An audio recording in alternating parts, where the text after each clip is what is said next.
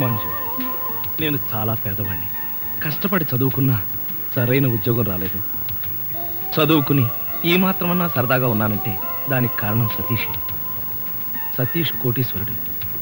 అయినా మా స్నేహానికి నా పేదతనం, అతని అంతస్తు ఎప్పుడూ అడ్డు రాలేదు. నాకంతా తెలుసు రాజా.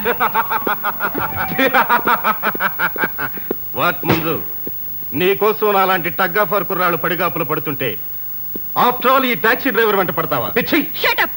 రాజా, ప్రేమించడానికి టాక్సీ డ్రైవర్ అని, టాటా బిర్లా మనోడని హోదాలు ఎవరు చూసుకోరు. ఆహా, మరి ఇతనితో పెళ్లికి కోటీశ్వరుడైన మీ నాన్న ఒప్పుకుంటాడా?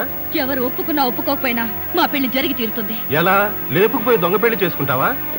లేపుకుపోతానో దొంగ పెళ్లి చేసుకుంటానో నీకు అనవసరం. ఇంకొక మాట మాట్లాడావంటే పళ్ళు రాలిపోతాయి. చూడు మిస్టర్, మంజు నా లవ్, ఎప్పటికైనా నాదానిగా చేసుకు తీరుతాను.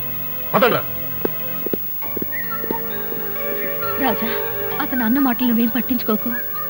కొన్ని మాటల్ని పట్టించుకోవాల్సిన అవసరం ఉంది మంజు. మన పెళ్లికి మీ అమ్మా నాన్న ఒప్పుకుని తీరాలి, లేకపోతే మన పెళ్లి జరగదు.